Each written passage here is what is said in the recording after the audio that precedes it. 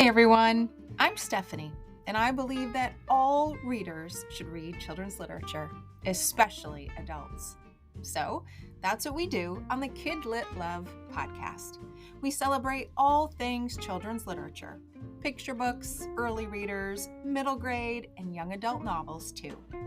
Whether you're an adult reading to your inner child or connecting the young readers in your lives with fantastic books, you've come to the right place. Each week, we'll talk to a different children's literature author and discuss their books, their hopes and dreams for readers, their writing process, and much, much more. So, grab a notebook to build your TBR, and let's get to today's episode of KidLit Love.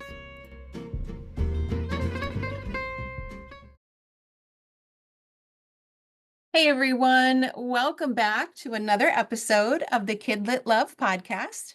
I'm Stephanie Affinito, your KidLit loving host, inviting you back to another bookish conversation with a children's literature author. Today, I'm talking with Rebecca Walker. Rebecca is a best-selling writer, producer, and cultural catalyst who has contributed to the global conversation about identity, power, and the evolution of the human family for more than 2 decades. Her books include Black Cool, 1,000 Streams of Blackness, Baby Love, Choosing Motherhood After a Lifetime of Ambivalence, and the interactive journal, What's Your Story? A Guide to Everyday Evolution. She's here today to talk about her debut picture book, Time for Us, a beautifully written and illustrated book about the precious times between a mother and her son. This one hits home as I send my twins off to college soon, so I know I am up for a deeply felt conversation today. So let's get right to it. Rebecca, welcome to KidLit Love. I'm so glad you're here today. Hi, Stephanie, and hi, everybody listening. I'm super excited to be here with you talking about Time for Us and motherhood and kids going to college and all the different things that we think about. Thank you so much for having me. Oh, of course. All the things we think about and are very timely for me in this moment. So it is the perfect space for us to have a conversation around Time for Us. But before we get there, I Mhm. want to talk about you. You have this beautiful, powerful backlist of adult books under your belt already, a meaningful career and message. And I'd love for you to start there, to tell us just a bit about you and your work and your journey to children's literature and your debut picture book. Okay, wow. All right. So I think Time for Us is maybe my 12th book. I've lost count. But as you said, it's my first picture book. Let's see. I started writing in high school. And the first thing I wrote was a piece about seeing a, a man actually beating a woman up on a corner when I was in 10th grade. And I was so frightened and upset that I tried to break them up. I was like, 15 or something. And and I was so moved and I needed a place to put that story. So I wrote it. I wrote my feelings and I wrote the story and it ended up being published in my school newspaper. And it started a whole conversation at my high school around domestic violence. And I think that was the first time that I realized that something that had happened to me in my life could be turned into a story that could then have impact in the world. Mm. And I was hooked, right away. And so I kept writing, and my first book was a book about young women and feminism and trying to connect second wave feminism with third wave feminism and build a kind of bridge between older and younger women. And then I did a memoir about growing up mixed race called Black, White, and Jewish. And that was really an important book for me, formative, about growing up, moving back and forth between very different worlds. My parents met in the civil rights movement. They got married when it was illegal for them to get married. Um, and I was this kind of movement child and meant to represent the future of America, the Mhm. future of the world. Um, and then I kept doing, writing personal stories. My next book was about new masculinity. It's called What Makes a Man, and trying to support men in redefining what it means to be a man, and asking them to tell their stories about how they were kind of coerced into a toxic kind of masculinity and how they got themselves out of it. And on like that. I think a couple of my other books that really relate to this new one, um, A Day, a Love Story, which is a autobiographical fiction, which is now being turned into a film, is about my travel to this tiny country, this tiny island off the coast of Kenya, Lamu, where I fell in love with this man and thought I was going to have children with him. And then ultimately got caught in the middle of civil war and got very, very sick and obviously could not have children with him, sadly. But it was the beginning of wanting children and understanding that I wanted children was being in that relationship. So that's connected to Time for Us a little bit. But what's really connected to Time for Us is my second memoir called Baby Love, Choosing Motherhood After a Lifetime of Ambivalence. And that book is really an exploration of what it meant for me as a child of feminism, really, who had been taught that motherhood was a kind of setup and a way that you lose your identity, and you don't have freedom when you become a mother. And yet I had such a strong desire to be a mother. And I was really trying to reconcile those two different ideas. And I'm a child of divorce. And so I had to really come to terms with my own history and the struggle that I had and my dream of wanting to have this child and not make him or her um, go through what I went through. And so, how could I build a strong family? How could I have a strong relationship? How could I save him from some of the things that happened to me?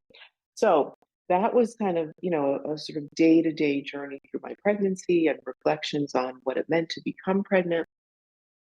And at the end, or actually at the beginning and then the end, I had my son. And Time for Us is really like, fast forward 18 years, and that little baby boy is on his way to college. And of course, like so many parents out there and moms out there, I felt a tremendous sort of emotional upswell, and a kind of um, I feel very happy that he went to college. I wasn't as sort of heartbroken. I was more, proud and just moved by our journey. That we had gotten to this moment when he, was fully, ready to move on and be on his own in a certain way. And I just thought, wow, this is such an important transition. I want to somehow commemorate his childhood and the really special moments that we had together and to offer it to him and to myself and to our relationship, this portrait of some of the amazing time that we had. And his first 10 years, we lived on Maui in this very magical environment. Because of course I had this dream that was part of saving his, childhood. We were going to live in this tropical paradise. It was going to be perfect. And we'd be, eating mangoes every day and in bliss and everything. And we were for a while. But, when he was about 8, he started to say things like, Mom, I'm not that into the ocean. I really want to be in the city. I'm not, I know you love this, but it's really not for me. So anyway, but the other moments were so incredible that I wanted to write a book about them and about our relationship. Mhm. And not only did that include the different things that we did together that were so special on the island, but it included our relationship, as I am still a working mom and I work from home. I'm a writer, and he and I had to figure out how to spend time together. Um, how I could create the space that I needed while still holding him very close. And that meant that he had to learn how to be patient and how to, understand that I had work that was very important to me. And I had to be very conscious of cultivating his independence without making him feel rejected or uncared for or so all of those things are in the book. This Mama in the book is a working mom, and Jackson is her on, and he's waiting patiently for her to come and do something with him. And he waits, and she finishes her work, and then they go do something. And so yeah, like so that's kind of, a little bit of how I got here and what this moment means for me. Yeah. You mentioned early when you were starting to tell your story of, I think that very first story that you wrote, that your experiences, when written down, when shared, especially, can have a larger impact than you might expect. And I feel like moving into the children's literature space, why I love this space so much is that that impact can reach kids at a very early age and perhaps shape them in ways that their real world might not be able to unless they had those books in their hands that show them and teach them and model and give those mirrors and windows and so I just love that your powerful work shifted to the children's literature space, not only for the kids who are going to read it, but quite frankly, for the moms and the parents and the caregivers who are going to read Time for Us and likely connect very deeply with the messages in it. As I told you, and as I mentioned to listeners already, I am moving into that phase that you were in that prompted the writing of the book. The younger two are getting ready to go. And I keep reminding myself, Rebecca, that if we have done our job, this is supposed to happen.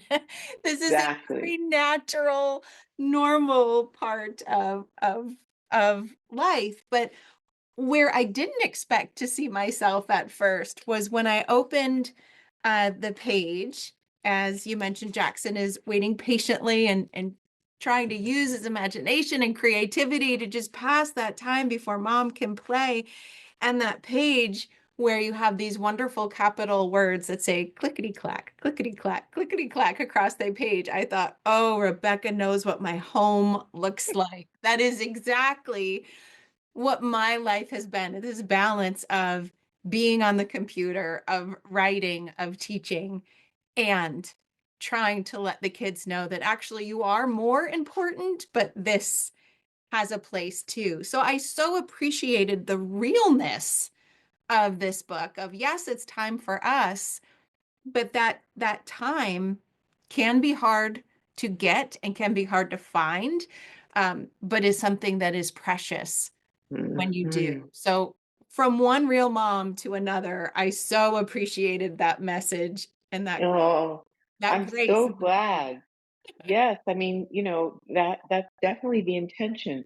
Right now, I'm working on a second book in this series. I envision it as a series where Jackson and Mama are doing all kinds of things, and Jackson is continuing to learn patience, but maybe other things. And I do think that, one of the reasons that I'm writing these books is to support moms and caregivers and parents. And it is as much for them as it is for the kids. It's about um, showing them themselves and supporting them as they struggle with feelings of guilt, with feelings of how do I balance this, with feelings of, you know, how can I honor who I am and take care of myself and my own work and still be connected with my child. I think this is something that so many parents are struggling with, and so yes, the more I can share, a part of my own story, the more I feel like I'm living with purpose. That's really um important to me, like why am I on this planet really right now? And I've always felt that, I mean, not always, but from a very young age, that if I can share anything that happened to me in a way that supports or mirrors or affirms, something in someone else that makes them feel less alone, then I've done my job. And so it's great to hear that I've done my job with you, and I'm really excited to think about, doing that with others. And I really love the idea as you're talking about. It's such an honor to be in that intimate space between a parent and a child. Really, when you're reading to your kid, um, I think of those moments as some of the most sacred moments, because you're in that special space. It's like your own little bubble, and it's a magical space of imagination and intimacy and warmth and hope and just togetherness in the best way. It's like you're sharing a dream, you're sharing a vision, you're co-creating. You're bringing this story to life, and it's like a mind meld in a way. Um, and it's very powerful, and you are transmitting very important ideas in those moments. And it's just, eh, you know, I've shared a lot, within my other books, but that's really with adults, and thinking about entering a child's life is very different, um, and very powerful for me. So I've been really, really grateful to have been able to do this stuff. You know, that people responded to it. Mhm. Amazing. There's one thing I loved about the book that maybe some readers might have to look closely at the pictures to find it, but there's a pretty good hint towards the end of the book, and I feel like, do I spoil it? Do I not spoil it? But there's this idea in the book about time, right? And that a Yeah. certain amount of time, and that time is precious, but how we spend that time also matters. And in the course of the book, um, as Jackson is waiting for mom, and then mom's ready, and then they go off and they spend this time together that we can talk about. When they come home, they realize not a whole lot of time has passed. It wasn't this long day out together, but that didn't matter. It was how that time was filled and how that time felt that I just to get goosebumps still when I realized and double checked. Okay, how much time passed and realized, okay, it was 20 minutes. I know I just said it, listeners, but I have to. It's 20 I'm minutes. glad that you did. Uh-huh. Yeah, the most precious time together. And it's just another thing I appreciated, that it doesn't have to be this big, grand gesture. It just has to be a moment of connection. That's right. Exactly. 100%.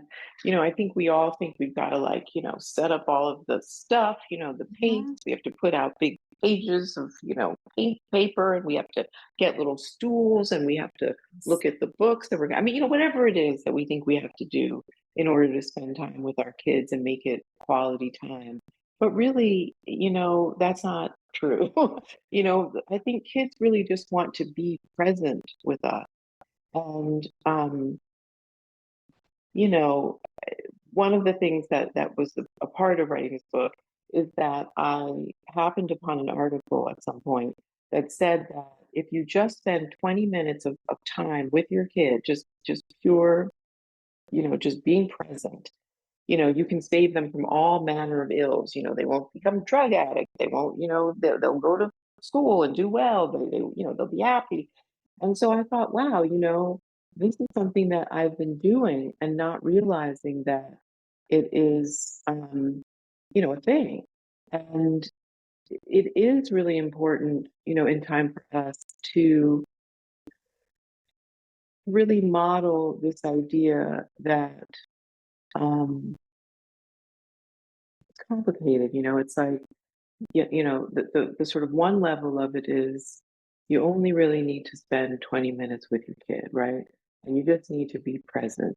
Mhm. And, and being present means, um, it could mean anything. It usually doesn't mean being on a screen. It usually means something that is a kind of face-to-face communicated, um, sort of sensory rich experience, but it doesn't have to be, anyway. So like that. So there's this idea of a linear, 20 minutes and you just are with your kid, and that's wonderful. But really, what I hope is at the heart of time for us is that time itself is magical, that we think of it in this linear way. But 20 minutes, when you are in the space of potential, and you are going into um, connection with another human being, it opens up and shows itself to be much wider and much more elastic. You know, time departs from a linearity. It goes into this multi-dimensional space that I really want all of us to appreciate, you know, so that we begin to feel more like, you know, astronauts within time, you know, as opposed to soldiers marching forward in time. And so one of my favorite lines in the book is, you know, time is a mystery. We must use it well. Because I like this idea of introducing time to kids in that way. And it's not just, you know, numbers on the clock. It's it's a metaphysical, you know, experience. You know, it can be very big. You know, 1 minute can be very big. So, yeah, And you can feel that expansiveness in the book. You really can. Well, and a combination of things, I think. One is just the feeling and the emotion that the book evokes. mm, Two is the amount of pages that are spent in that 20 minutes, how much conversation and curiosity and fun facts and just being there together happens. And then three is these beautiful illustrations. There is a gorgeous. page that just caught caught in my throat, and I know listeners can't see it, but I want you to picture, listeners, this double spread page with just mom and son locking eyes with the most wonderful smile and just being there in the moment. Like I could tear up when I saw that page, and then those pages after show just that connection in that 20 minutes. As you mentioned, that concept of time just seems to stop in Yeah, this book and become this expansive place until they go home and realize, oh, okay, now I'm thinking of that linear time. yeah. And you feel that suspension in your book. I truly, truly feel it. And I wanted to make sure, number one, I told you, and number two, just be able to highlight the role that your illustrator had in bringing this to life too. My illustrator is a genius. I love her so much. I'm so grateful for her. She lives in Spain. She does not speak any English. I speak pretty good Spanish, but I'm not fluent, you know, by any means. And we were able to communicate through images. And I sent her a lot of photographs from Tenzin's childhood and our time together. And she somehow, I mean, you know, the photographs helped, but she got it. It was like, you know, she took these flat images and added color and sort of the spirit of every bird and every tree and the clouds. And she made the world, I mean, it's a cliche, but she really brought it to life. So I hope to, you know, do 100 books with her because she's incredible, you know, and that spread where they go out to the garden, where it's a double spread, and Yes. you know, Jackson takes Mama's hand, and Mama takes Jackson's hand, and they say it's a beautiful day, and then the doors open, and you're looking at the sea and the plumeria and the butterflies, and it's like I'm transported every time I look at it. You know, I'm transported back to Maui and I'm transported to this new place that Maria has created, you know. So, yeah, she's really uh, such an important part of the book, you know. I'm so glad you mentioned that other double page spread because while there are no words on that page, you linger there, at least this reader lingered there for a long time thinking, oh, I Oh, just felt the decompression in my own body, imagining the reality of that double page spread.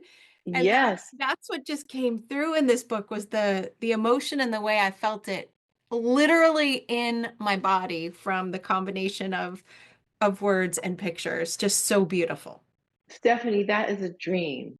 That makes me so happy because when I did talk to Maria about different things, I said I really want the mom to feel like they've had a little vacation. Yes. That they too have gone to, they've spent, what feels like an afternoon on Maui, because we're tired.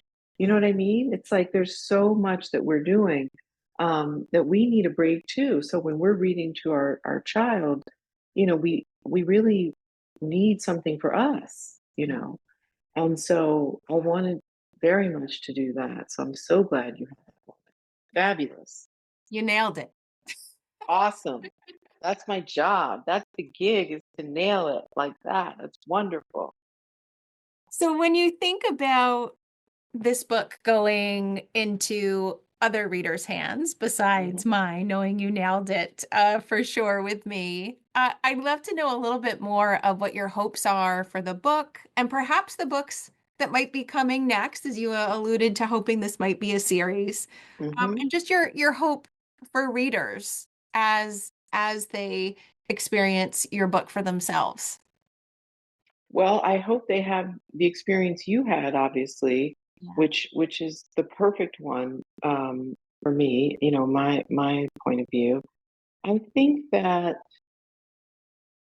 um, I really wanted this book to speak to obviously all caregivers and also moms who are, working moms who are having to balance so much, um, to single moms who are possibly not having as much support as they could, but who are managing to do it beautifully on their own.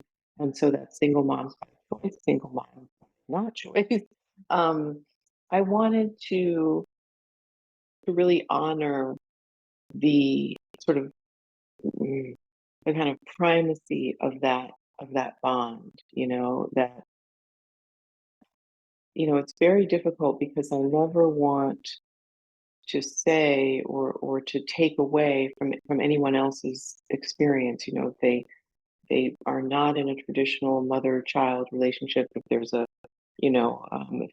it's gay dads, if it's grandparents, if it's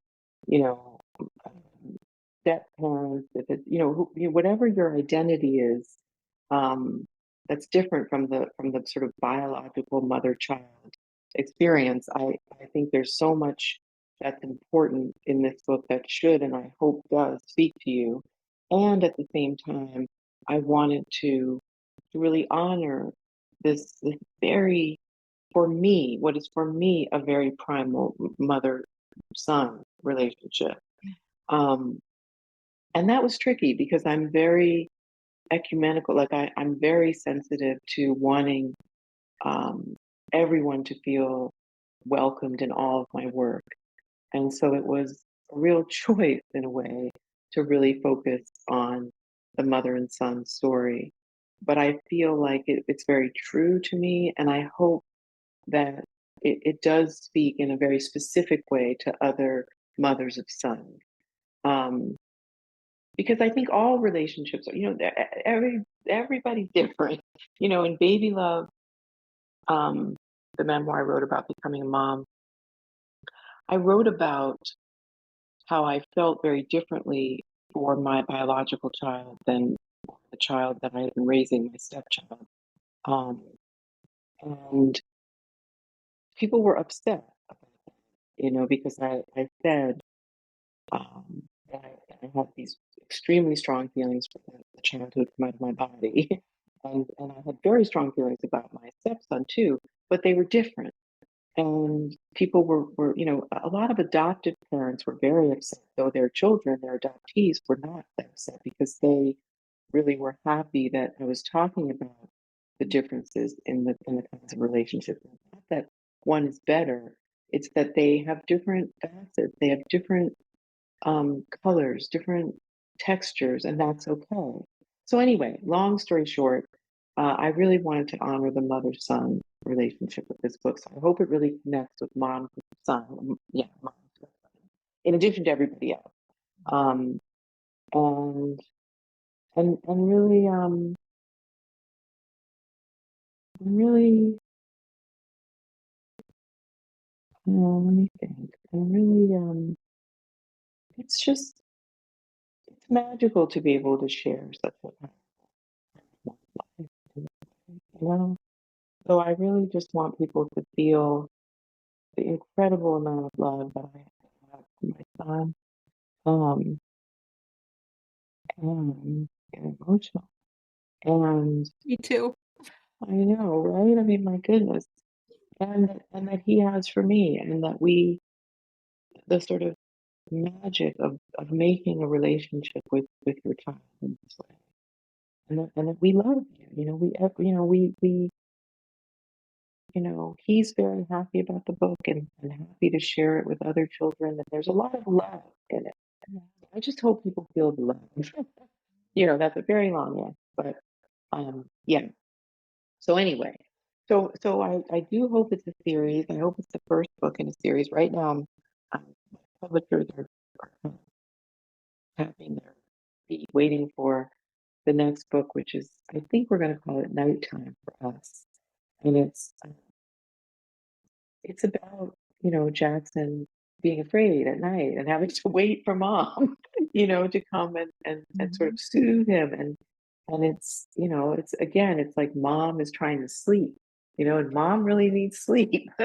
So there's that, and I hope to keep bringing some of the experiences that Tenzin and I shared, to other people, you know, in a way that's supporting the human I hope you do. I hope you family. do. I Oh, want to thank you feel that so much. Thank you. Thank you. Wonderful. love. Now, where is a blessed place for listeners to find you online so they can connect with you? They can keep up to date on other things coming up in your world, perhaps the next book in the series. Where's the best places? Well, I am not so great at social media and all of that. I'm really trying. I'm just not awesome, but I'm not terrible either. So I'm on Instagram. I am Rebecca Walker. And I post on there whenever I can get my mind together, Mhm. and I actually really am into privacy, believe it or not. Here I am writing all these autobiographical books, but I think it's important to hold some things private. So I'm really negotiating that space. Anyway, long story short, come visit me at I am Rebecca Walker at Instagram. And then my website is RebeccaWalker.com. A lot of people, the youngsters, the millennials, the Gen Z people in my life, whom I adore and keep me together, they're like, websites, why do you need a website? But I really like my website. And it's a great place, Yes. to put all my stuff and Yes. to connect with people. So those two places, and I don't do Snapchat, I don't do Threads, I don't do any of those things, but I think Insta's the best place right now. Oh, and there's tons of like YouTubes of talks I've given over the last 20 years. Um, I'm sure there's something of me reading this book. I just did a few different readings, story times at libraries in California, and I've done story times at libraries with this book all over. And I'm hoping that at least one or two um, are on YouTube. So you can definitely find those. And there are tons of podcasts, and though this one's the best. Um, so just I'm easy to find. I'm Yeah. easy. Okay. Well, I will collect all of those links, the website, the Instagram, a video, and I will put them in the show notes along with direct links to Time for Us, of course, so listeners can get their hands on it. Thank you so much. It was Fantastic. such a first a beautiful book, and second a wonderful conversation. This was a great one for me. Yes, and for me, thank you so much for your heart and just for opening the space and doing this and bringing more love, more words, more images, more books, more togetherness um, to families. It's precious work, and I'm so glad you're doing it. And thanks for having me. Thank you. Thank You're you, welcome. listeners. Thank you, listeners, for listening to another episode of KidLit Love, and I will see you in the next one.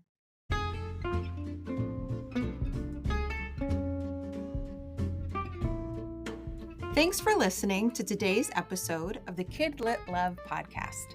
You'll find links to all the books, resources, and ideas mentioned in the show notes at alitlife.com. And if you want more, you might like to listen to my other podcast called Get Literate. It's a podcast that explores all things books and reading, notebooks and writing, and everything in between to build a life you love.